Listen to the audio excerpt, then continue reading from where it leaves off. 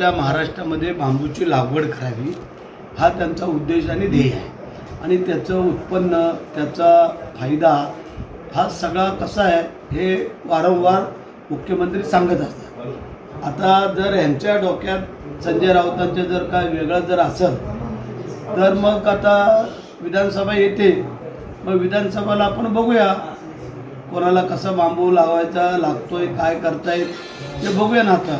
आत्ताचा जो काय लोकसभेचा जे काय दावा करताय त्यांना सांगा तुमच्यात हिंमत होती का?